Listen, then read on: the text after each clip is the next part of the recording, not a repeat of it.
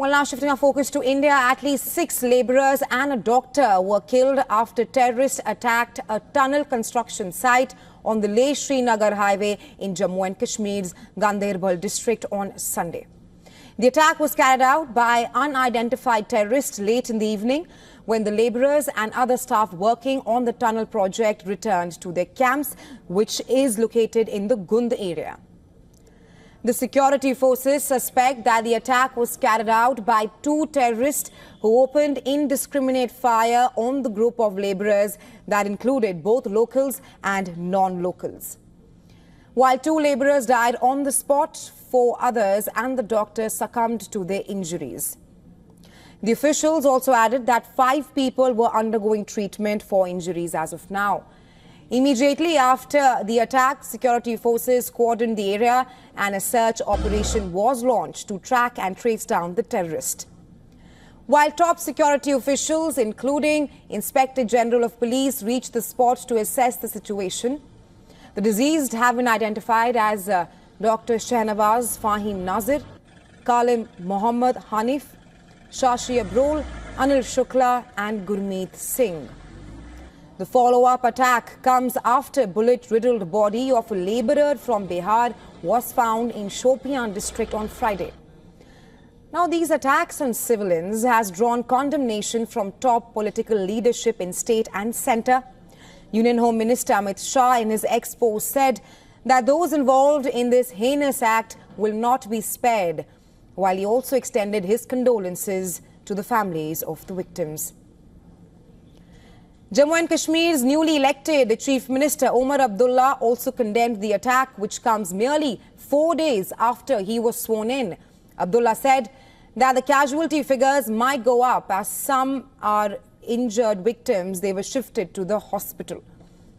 In the meantime, Jammu and Kashmir Lieutenant Governor Manoj Sinha reacted sharply to the attack, saying that the perpetrators would not go unpunished.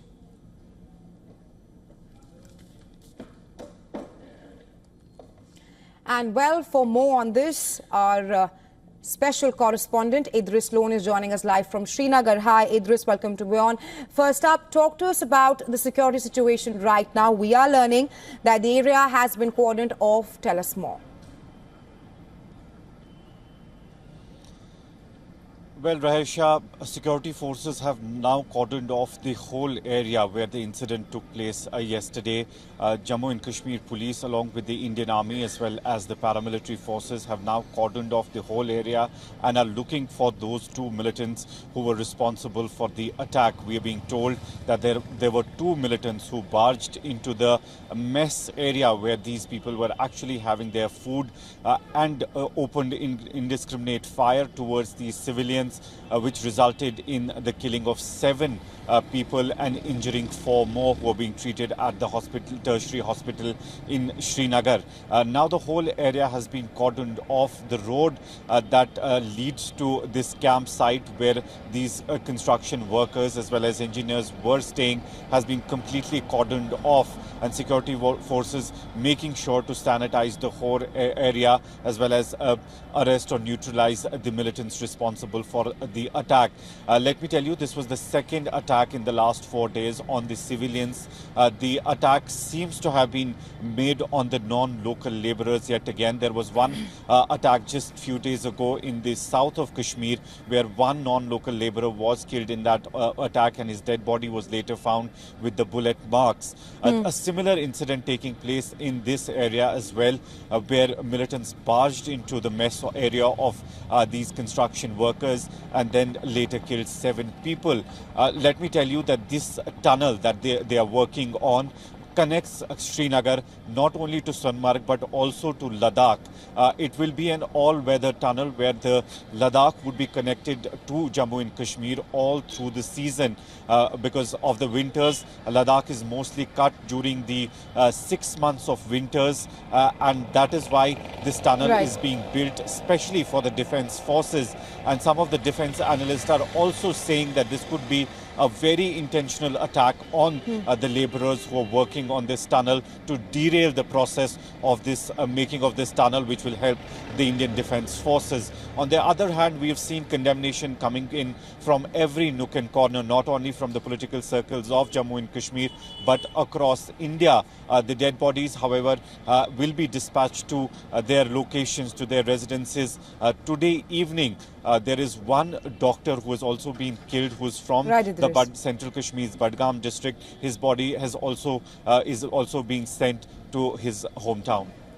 Right, Idris, there also seems to be a shift in terror attack from the line of control towards the hinterland in the near proximity towards the mainland. Talk to us more on that. Well, we've seen in the last few weeks, there have been a few attacks that have taken place in the hinterland.